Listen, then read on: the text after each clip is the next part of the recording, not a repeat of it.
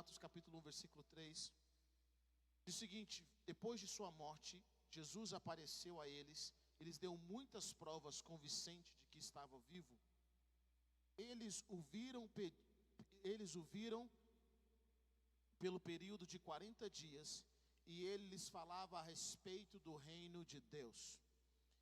Em um desses encontros, ele os instruiu a não deixarem Jerusalém, mas que esperassem pela promessa do Pai, que vocês ouviram de mim.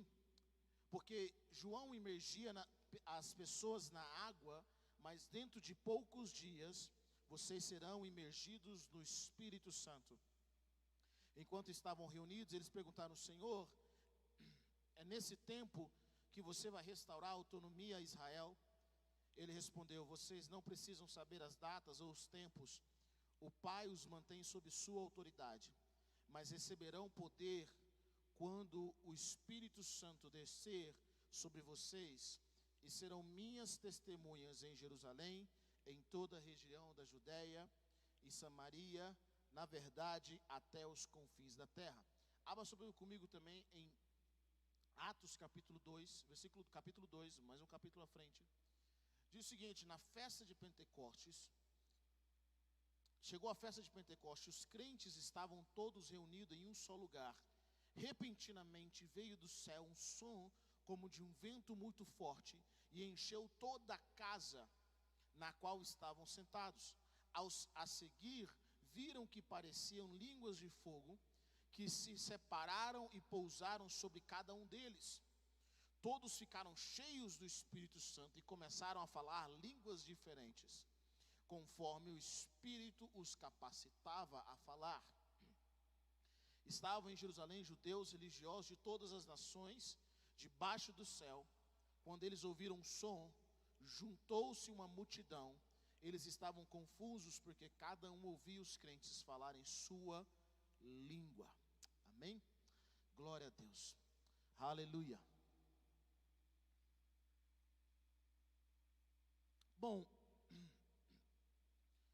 infelizmente nós não entendemos a função do Espírito Santo e a grande promessa de Deus sobre as nossas vidas, que é o Espírito Santo.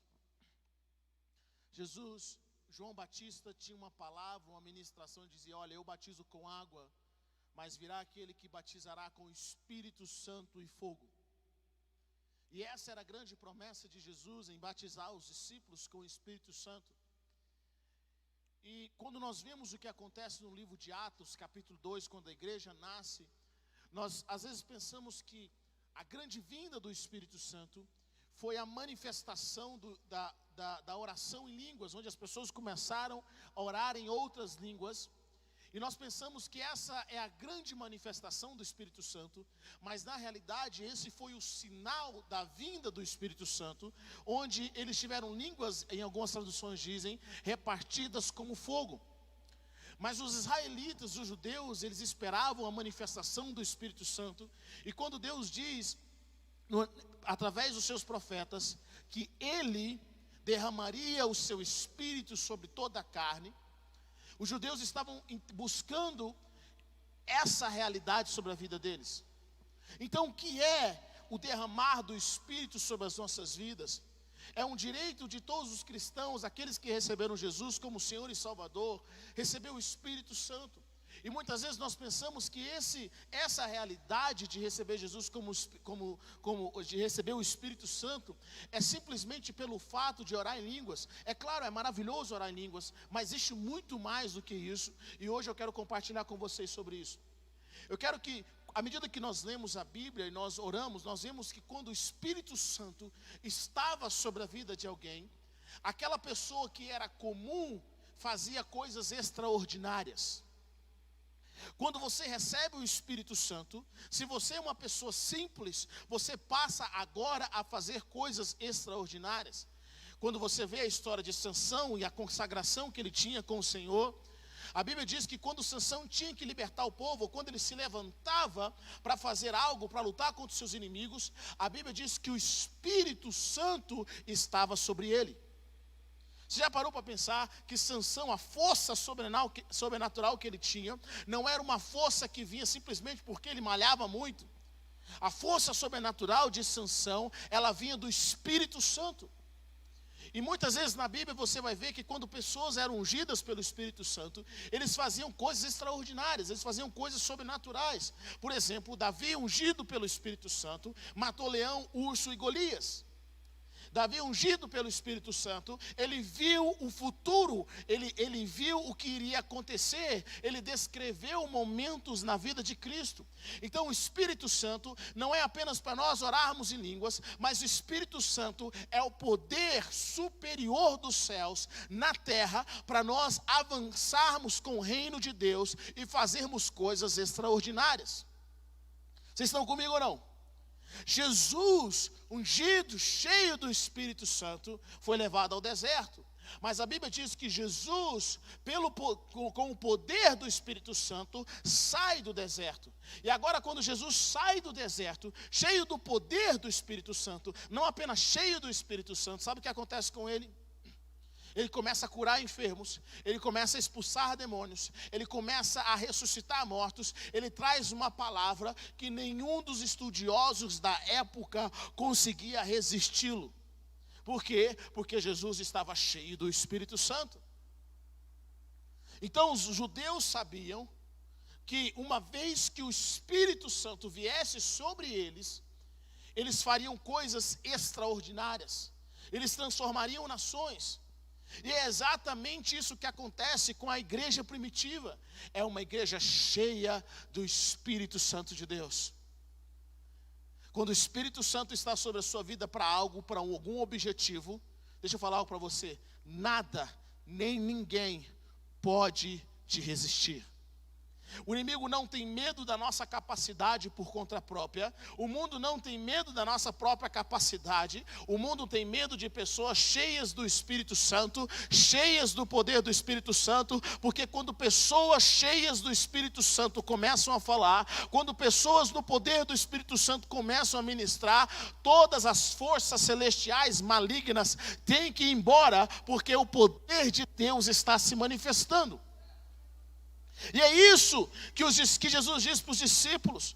Os discípulos perguntam, Jesus fala: olha, fiquem em Jerusalém. Eu sei que vocês estão doidos para falar de mim. Eu sei que vocês estão prontos para falar, serem minhas testemunhas, mas fiquem em Jerusalém, até que vocês sejam revestidos do Espírito Santo, até que vocês sejam imergidos do Espírito Santo. E os discípulos perguntam: é essa época em que o Senhor vai restaurar a autonomia de Israel? É isso que vai acontecer? Jesus fala: não esquenta com isso, mas vocês vão receber o poder do Espírito Santo. E o ministério dos discípulos começam quando eles são cheios do Espírito Santo. Naquele dia, homens comuns falaram em diferentes línguas, porque eles estavam cheios.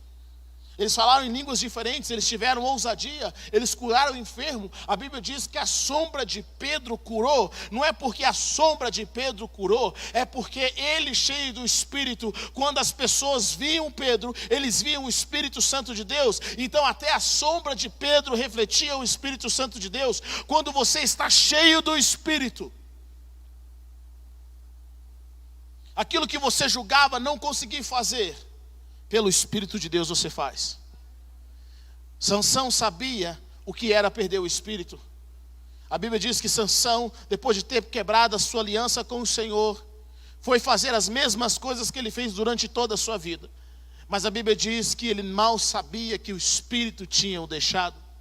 Saul sabia qual era a diferença quando o Espírito de Deus estava sobre ele, mas ele soube também a diferença quando o Espírito de Deus o deixou. Pessoas ungidas fazem coisas extraordinárias. Haviam muitas pessoas que tocavam na época de Davi, muitas pessoas que tocavam harpa lindamente, mas eles não tocavam com o Espírito Santo de Deus. Quando Davi tocava, os demônios iam embora, porque Davi era ungido. Davi tinha o Espírito Santo.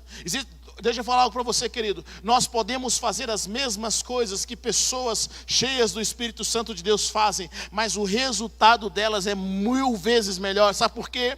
Porque elas estão cheias do Espírito Santo. Não adianta competir com quem está cheio do Espírito Santo. A única coisa que você pode fazer é ser cheio do Espírito Santo também. Mas nós não entendemos isso, infelizmente, sobre as nossas mentes, sobre os nossos corações. Nós não entendemos que nós temos em nós disponível, que veio há 2000 anos atrás, há cerca de 2000 anos atrás, o Espírito Santo de Deus sobre as nossas vidas. E Ele nunca deixou.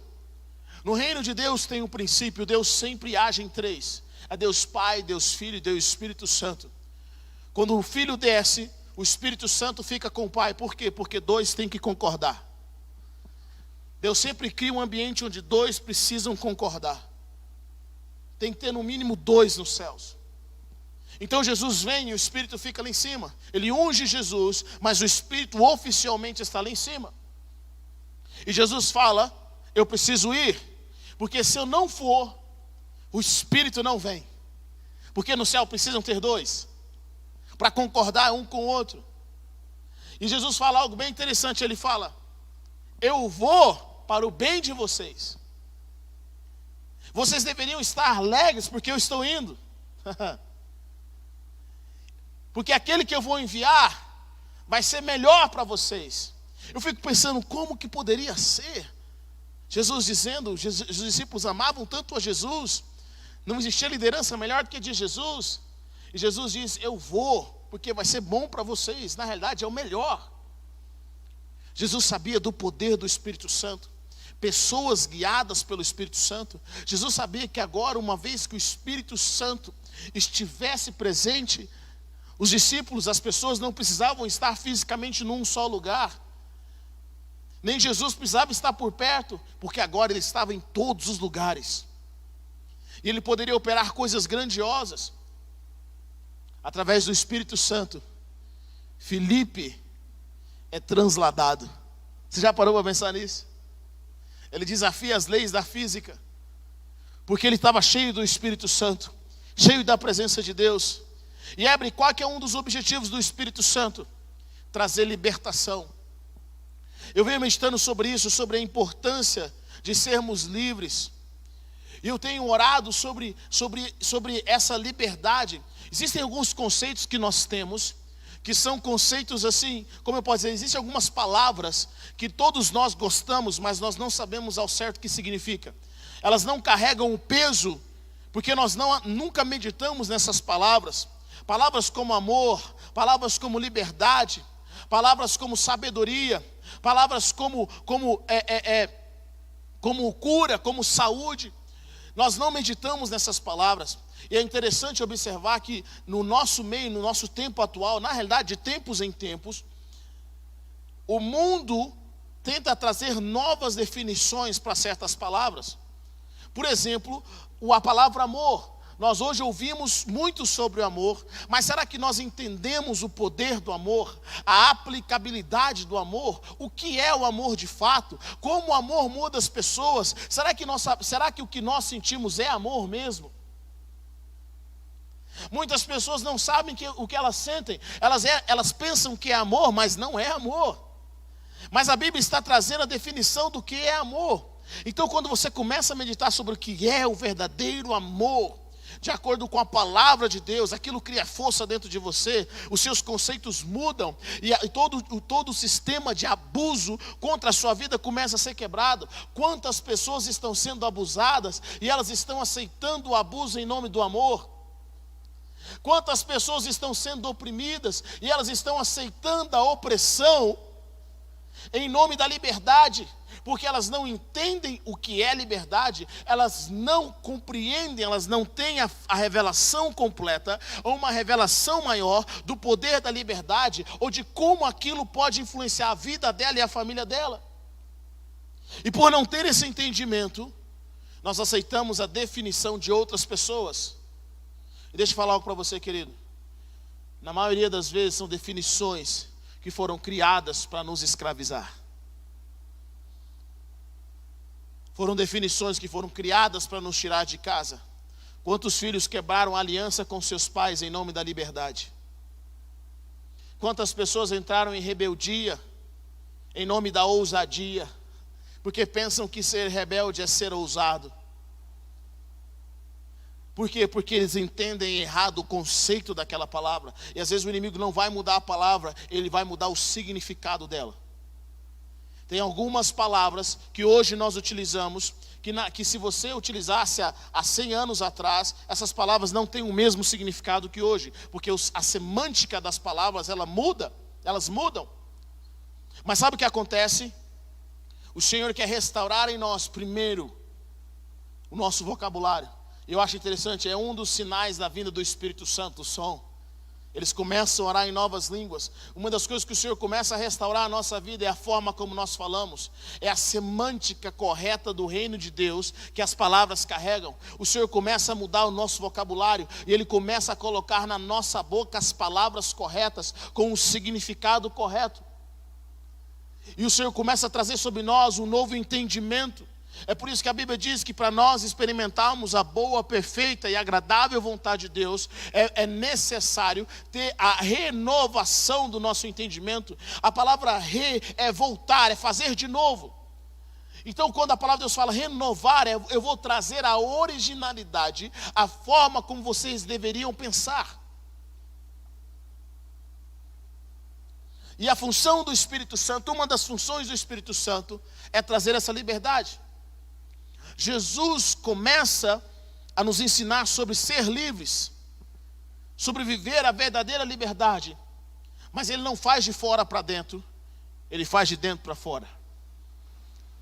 É por isso que Ele diz que se o Filho vos libertar, verdadeiramente sereis livres. O povo de Israel estava sob o domínio romano, ele estava sob a autonomia romana. Eles não tinham um exército próprio. E eles eram servos do povo romano. Não era como o Egito, mas não era liberto. E sabe o que eu observo?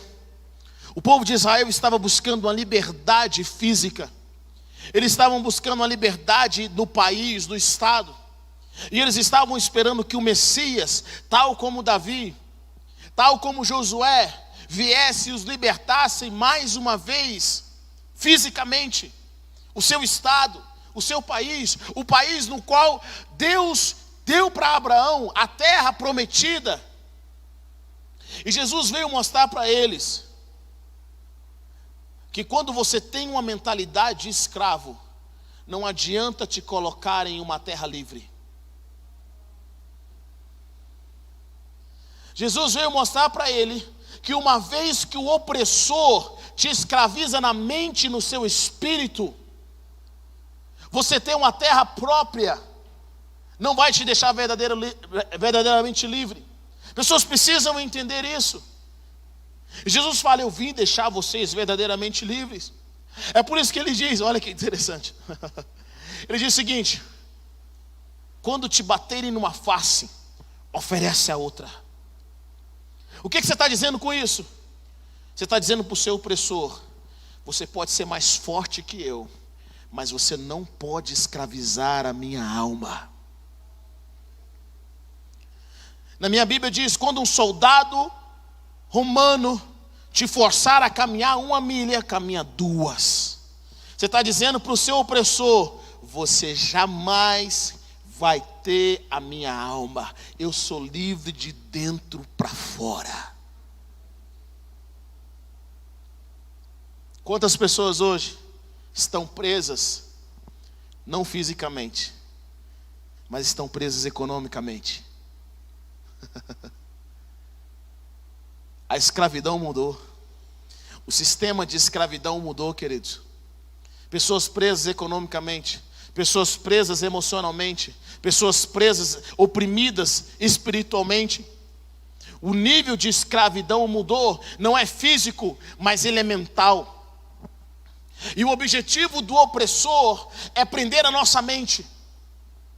O objetivo do opressor é fazer com que você seja tão escravo na sua alma, que ainda que Ele te dê a carta de alforria, você vai sempre voltar, porque você nunca é livre de fato. E Jesus diz algo bem interessante, Ele fala, se o Filho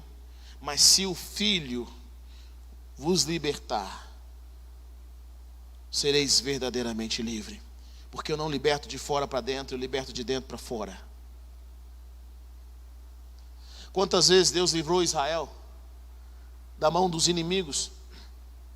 Você lê o livro de Juízes, eles estavam na terra prometida, eles esquecem de Deus, Deus levanta um juiz, vai lá, salva eles, mais uma vez eles esquecem de Deus, Deus levanta um juiz e vai lá e resolve, Deus colocou reis, e aí depois de um tempo eles pecam de novo, vão para o exílio, passam todas as dificuldades, voltam para a terra prometida, ficam bem por um tempo, passa mais faz tudo errado de novo, e aí passam na mão dos romanos, eles vão passando de povo em povo. Sabe o que Deus está falando para eles? Jesus está dizendo o seguinte: não adianta eu libertar vocês fisicamente, vocês sempre voltam para a escravidão.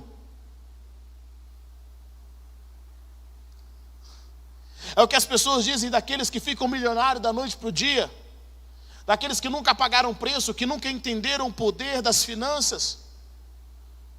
É comprovado que a maioria das pessoas que ganham na loteria, 5 anos depois, elas estão na pobreza ou estão até pior. Sabe por quê? Porque a pobreza nunca esteve nas mãos delas, a pobreza sempre esteve no coração, sempre esteve na mente. O apóstolo Paulo nos ensina dizendo, querido, deixa eu falar uma coisa para vocês. Vocês não devem mais nada para o pecado. Vocês não devem mais nada para o diabo. Vocês não devem nada para a carne. Vocês são livres de fato, porque vocês têm o Espírito Santo. E aonde está o Espírito, aí tem liberdade. Aonde tem o Espírito, vocês conseguem realmente alcançar liberdade. O Espírito Santo de Deus é enviado para mostrar para nós que nós somos verdadeiramente livres. O Espírito Santo é enviado para gerar em nós algo sobrenatural que nós não tínhamos antes.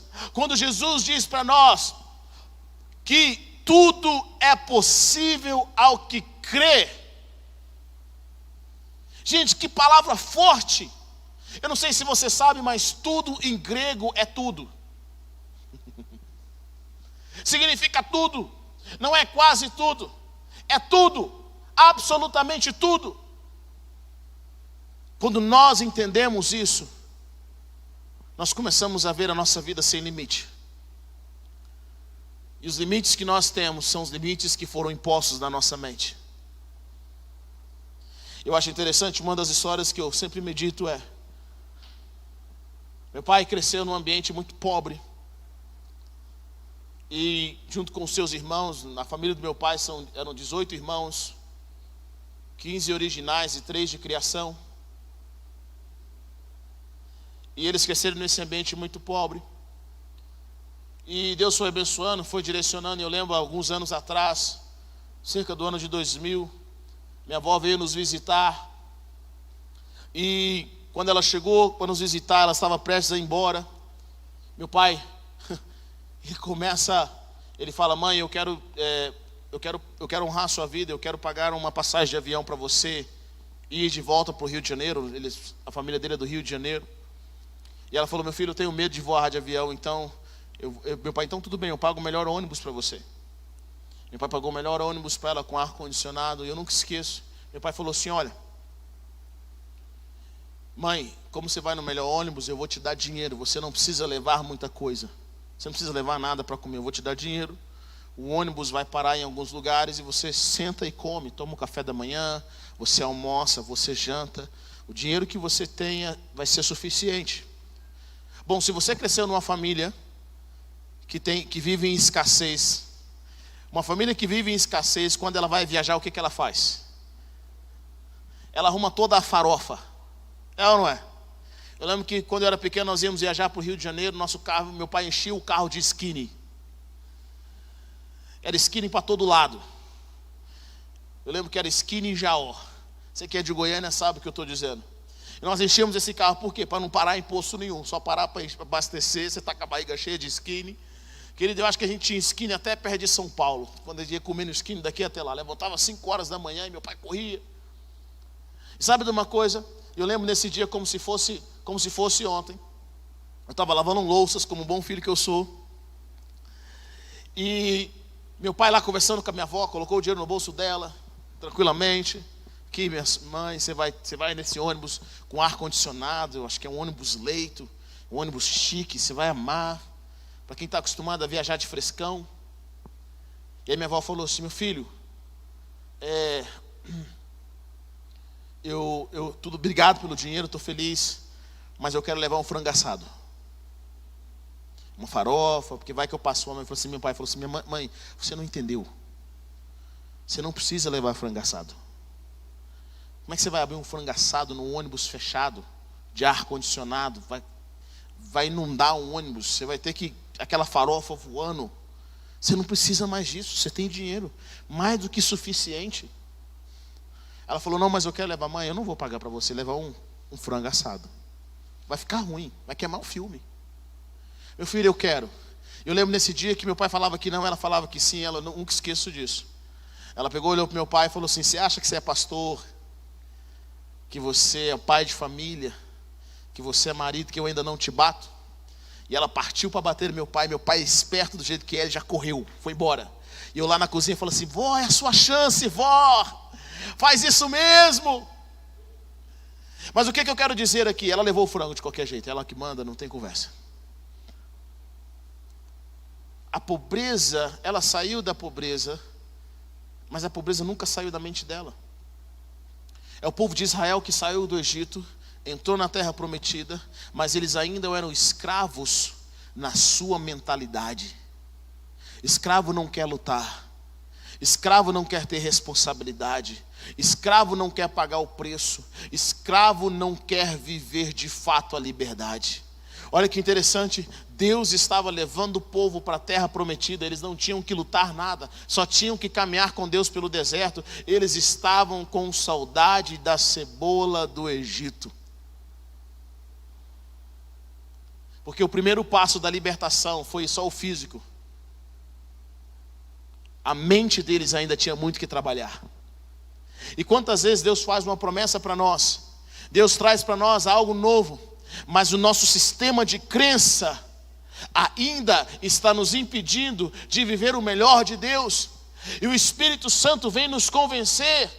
Ele vem nos convencer da justiça, do pecado, do juízo. O Espírito Santo vem nos convencer. A Bíblia diz que o Espírito clama em nosso espírito, ele testifica em nosso espírito que nós também somos filhos de Deus. Sabe o que significa isso? Que tudo que é do seu pai, seu.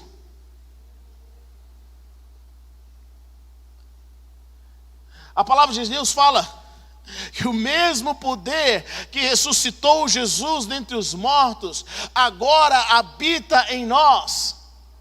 O mesmo poder que ressuscitou. A minha pergunta é: como nós estamos utilizando esse poder? Está disponível. Está disponível desde quando, Heber? Desde que o Espírito desce em Atos capítulo 2. Nunca deixou a terra. O Espírito nunca foi embora. Até hoje o Espírito está aqui. Jesus fica 33 anos e meio na terra, mas o Espírito já tem mais de 2000 anos. E sabe que o Espírito está buscando? Alguém que entenda, alguém que abrace a realidade de quem Ele é, e seja movido não apenas de ser cheio do Espírito, mas estar debaixo do poder do Espírito, para realizar sinais, prodígios e maravilhas. Deus ama usar pessoas comuns para fazer grandes coisas na terra. E eu creio que nessa noite o Senhor quer nos ensinar. O Senhor quer ministrar no nosso coração coisas poderosas. A oração em línguas é só para nós aquecermos o nosso motor e sermos cheios do Espírito. Mas o Senhor quer mudar conceitos. O Senhor quer quebrar barreiras internas que nós nem sabemos que temos. Barreiras que foram colocadas não apenas por homens, mas por espíritos malignos, por ambientes, opressões. O Senhor quer nos gerar livres. O Senhor quer trazer essa liberdade sobre os nossos corações. Eu lembro de um homem falando, o Ian Clayton conta algo bem interessante, que uma vez que ele alcançou a libertação, que o Espírito Santo libertou da forma como ele precisava ser liberto. Ele disse que pela primeira vez na vida, com mais de 20 anos de idade, Ele ouviu os pássaros cantando. Ele disse que as coisas começaram a ter cor. O coração dele era diferente. Quantas pessoas nesse exato momento estão presas emocionalmente, espiritualmente, mas não interessa qual área da sua vida. Eu quero dizer para você que quando o Espírito vier sobre a sua vida e o poder do Altíssimo te envolver, coisas extraordinárias vão acontecer através de você. Coisas extraordinárias vão acontecer. Homens e mulheres cheios do Espírito quebram o sistema do mundo. Homens e mulheres cheios do Espírito fazem as coisas acontecer na terra. Olha o que o apóstolo Paulo diz em 1 Coríntios capítulo 12. Existem tipos diferentes de dom, mas o Espírito os concede. Há também formas diversas de servir, mas o mesmo Senhor é servido. Existem vários modos de atuar, mas o mesmo Deus os faz ativos em todos. Além disso, a cada pessoa é concedida uma manifestação particular do Espírito para o bem comum.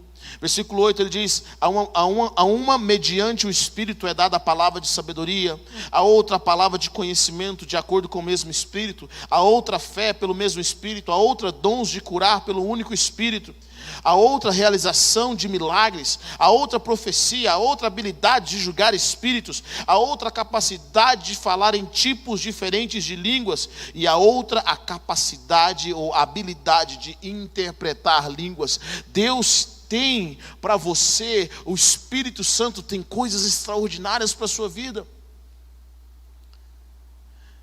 Algo que eu vi que me marcou bastante: quando o Espírito Santo coloca um dom sobre o seu coração, sobre a sua vida, ele jamais tira. Ele vai com você pelo resto da sua vida. E a pergunta que eu faço talvez hoje, você tem se perguntado: como é que eu vou conseguir essa situação, vencer essa situação? Como é que o mundo vai ser modificado ao meu redor? Como que as coisas vão ser transformadas? Como é que eu vou sair? Eu vou ter um rompimento financeiro, eu vou ter um rompimento emocional, eu vou ter um rompimento do sistema que nós estamos vivendo agora. Como que as coisas vão ser transformadas? Eu tenho uma resposta para você: através da unção da sua vida com o Espírito Santo. Ser cheio do Espírito, ser renovado pelo poder do Senhor, e isso é nossa responsabilidade. É nossa responsabilidade. Está mais perto de você do que o ar que você respira. Em inglês eles dizem at hand, está à mão, é algo que você pode tocar. O Espírito Santo de Deus não está longe. E Ele quer ungir pessoas. Eu tenho certeza que Ele já tem ungido pessoas para obras extraordinárias. Ele tem ungido pessoas para a política. Ele tem ungido pessoas para a área da mídia. Ele tem ungido pessoas para a área da celebração. Ele tem ungido pessoas para restaurar famílias. Ele tem ungido pessoas para transformar nações. Ele tem ungido pessoas para quebrar o espírito maligno nas finanças. O Espírito Santo de Deus está ungindo pessoas para trazer transformação específica na sociedade, na sua casa. Talvez você pense: Heber, na minha casa não tem como vencer lá. Lá é muito difícil. Até que o Espírito Santo te unja. Porque quando você fala pelo Espírito Santo, os demônios têm que ficar calados.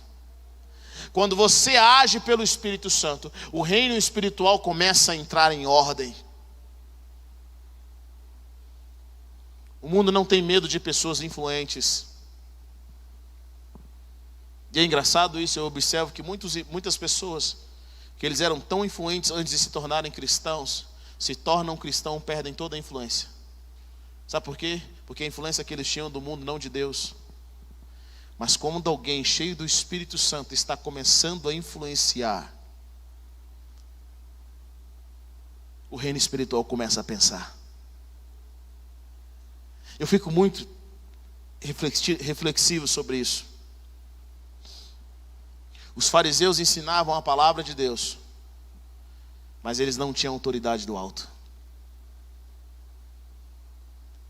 Significa que nem todos que pregam têm autoridade do alto.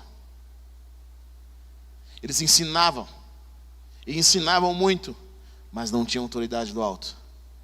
Quando Jesus ensinava, olha que interessante, os demônios se manifestavam. Jesus não ficava de um lado para o outro expulsando, queimando, amarrando, destruindo, caçando confusão no reino espiritual. Tem irmão que onde que vai, ele fica queimando, destruindo, amarra, cura, quebra, é o capeta, é o inimigo. Jesus não falava isso, só a presença de Jesus, só ele liberar a palavra, enquanto ele ensinava, as pessoas ficavam possessas e eram libertas, pessoas eram libertas, simplesmente pessoas eram curadas. Por quê? Porque Jesus foi ungido para isso, porque o Espírito do Senhor me ungiu, Ele me ungiu para pregar, para anunciar a libertação, Ele me ungiu para curar os enfermos. Talvez o que você tem buscado não está no livro, está no relacionamento. Está na sua vida com o Espírito Santo. E sabe como é que nós adquirimos isso? Como a igreja primitiva adquiriu.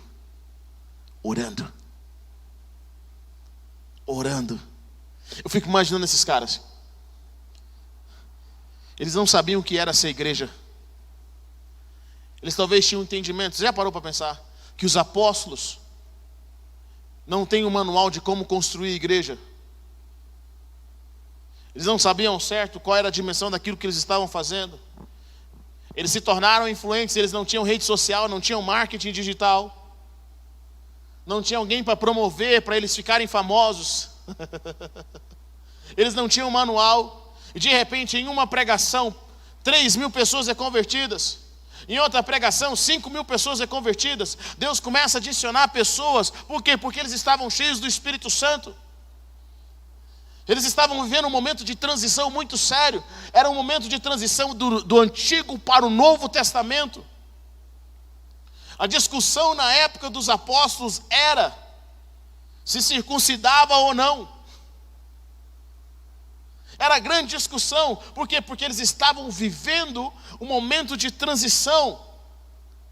Mas eles estavam vivendo um momento de transição com o Espírito Santo. E nesse momento de transição, eles ganham e não perdem. O mundo é transformado através dessa igreja, que não tinha rede social, que não tinha marketing, que não tinha ninguém que financiava aquilo que eles tinham que fazer. O mundo é transformado através de homens e mulheres cheios do Espírito Santo. E o pior, não tinha educação.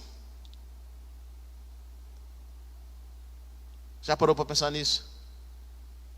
Eu fico meditando sobre isso. Que essa igreja é construída no relato dos discípulos.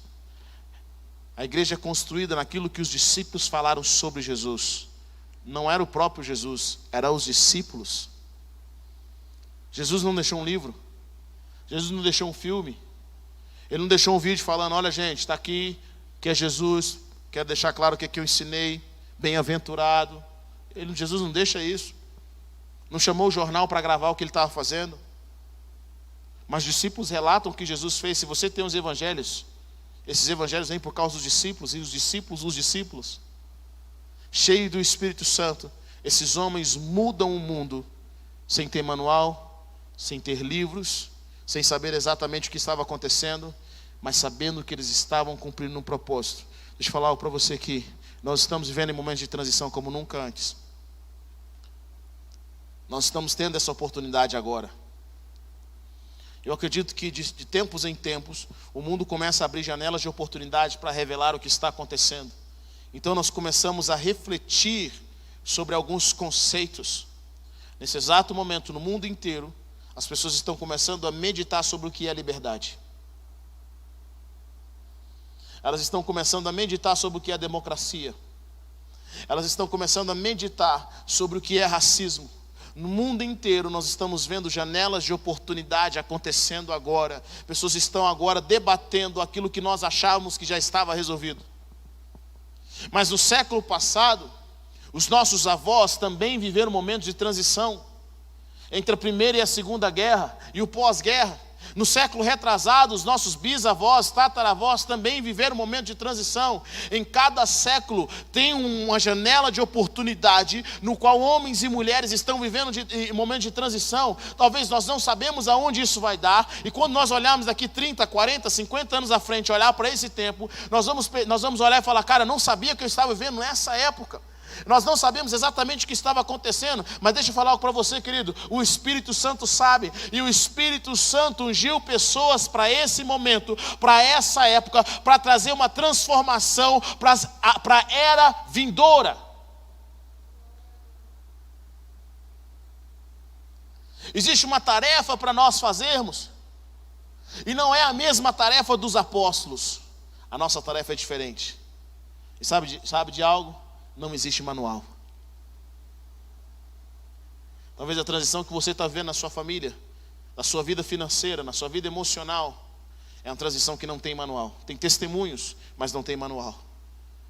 Mas se você foi ungido para isso, eu quero dizer para você, só fica firme. Porque a única guerra que você perde é a guerra na qual você não aparece. Só permaneça. Eu lembro que uma vez nós tínhamos um trabalho evangelístico na escola. Foi uma oportunidade. A professora pediu, falou: olha, eu quero que vocês, cada grupo aqui na escola, apresente um projeto, um tema livre. Eu quero que vocês façam uma apresentação. E isso foi a nível de sala de aula. E eu lembro que naquele dia eu e alguns amigos cristãos falando: cara, vamos aproveitar para nós falarmos de Jesus aqui. Eu ia trazer uma pequena palavra. Meu amigo na época, recém-convertido, ia contar o testemunho. Quem conheceu ele há anos atrás sabia quem ele era. E agora ele tinha se convertido mesmo, o homem virou crente. E eu e esses dois amigos. E eu lembro que na apresentação antes da nossa, foi uma apresentação que todo mundo gostou, era uma apresentação mundana, maravilhosa. E a gente assim: Senhor, tem misericórdia da nossa vida, como é que a gente vai mudar a atmosfera aqui agora? O pessoal vai criticar a gente. Algumas pessoas falam sobre os cristãos, sobre o cristão ser racista, sobre o cristão ter preconceito. Deixa eu falar uma coisa para você, querido. Ninguém sofreu mais retaliação do que crente. Quem cresceu como crente sabe o que eu estou falando. Eu digo para as pessoas isso: querido, eu cresci como crente, negro, filho de pastor e pobre.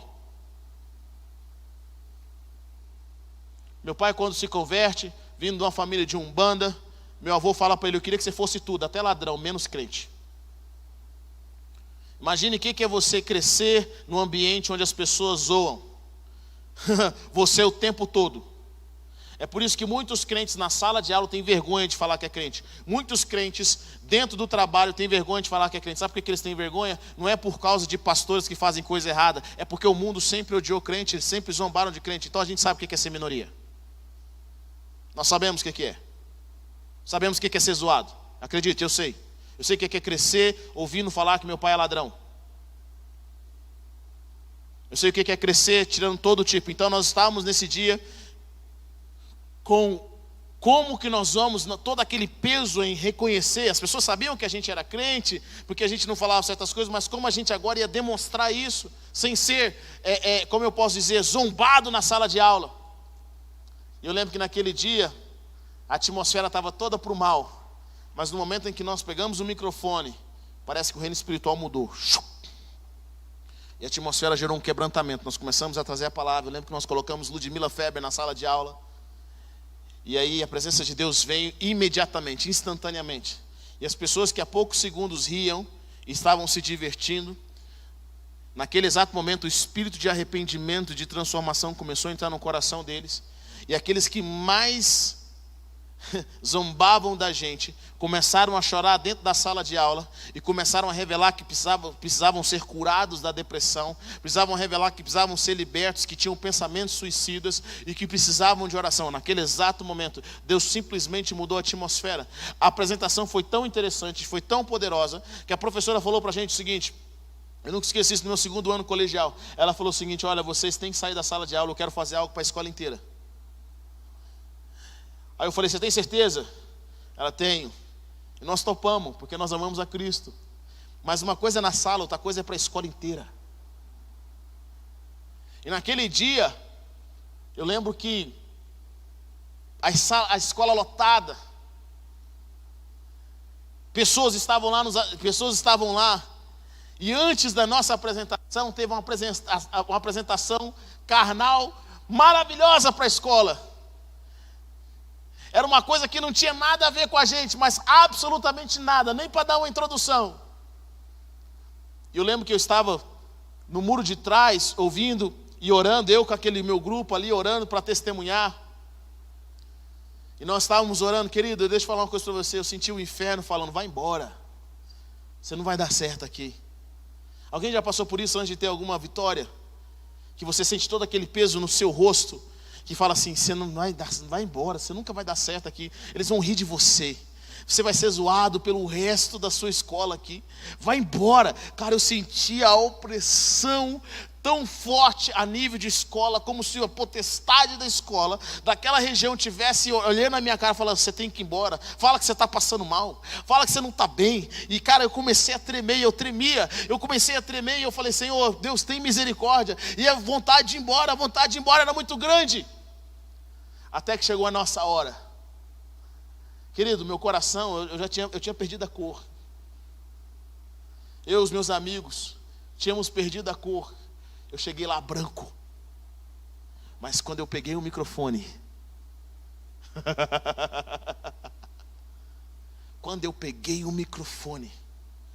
imediatamente, eu não precisei orar, a atmosfera foi transformada. E quando meu amigo contou o testemunho dele, a escola toda sabia quem ele era. E quando o outro contou o testemunho, nós começamos a cantar do Espírito Santo naquele lugar. Toda aquela atmosfera mudou. Sabe o que aconteceu? Nós estragamos todas as próximas apresentações. Eles não tiveram mais graça. Foi arrependimento e foi choro. Não é porque eu era Weber, é porque eu permiti que o Espírito Santo de Deus nos usasse naquele dia.